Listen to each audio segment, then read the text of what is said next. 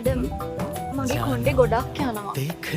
මාස කිහිපයකට කලින් ටික ටික තමයි පටන් ගත්තේ. ඒත් දැන් දවසින් දවස ඒක ගොඩක් වැඩි වෙනවා. නාංගි බය වෙන්න එපා. තරුණ වයසේදී මේ වගේ කොණ්ඩේ යන එකට හේතු කිහිපයක්ම තියෙන්න පුළුවන්. මම ඔයාලට එකින් එක පැහැදිලි කරන්නම්කෝ. පළමු දේ තමයි පෝෂණය.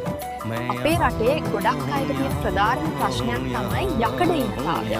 ඇඟේ ලේ අඩු වුණාම කෙස් ගස් වලට හරියට පෝෂණය ලැබෙන්නේ නැහැ.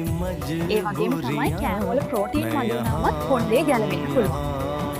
විටමින් D සහ B12 අඩුවීමත් මේකට ලොකු හේතුවක්. දෙවැනි කාරණාව ඇඟ ඇතුලේ ඇතිවන වෙනස්කම්. සමහර වෙලාවට හෝමෝන අසමතුලිතතාවයන් නිසා කොණ්ඩේ යන්න පුළුවන්. විශේෂයෙන්ම ඩිම්බකෝෂ ආශ්‍රිත ගැටලු තත්ත්වයන් වලදී සහ තයිරොයිඩ් ග්‍රන්ථියේ ක්‍රියාකාරීත්වයේ වෙනස්කම් නිසා කොණ්ඩේ තුනී වෙන්න පුළුවන්. තුන්වෙනි එක තමයි කොණ්ඩේට පිටතින් වෙන හානිය. ගොඩක් රස්නි වතුරෙන් ඔලුව සෝදන එකත් හොඳ නැහැ. ඔයා කොණ්ඩේ වේලන්න ඩෝ ඩ්‍රයර් එකක් විතරක් පාවිච්චි කරනවද? අවුවට නිරාවරණය වුණාම කොණ්ඩේ හයිය නැති වෙලා යනවා.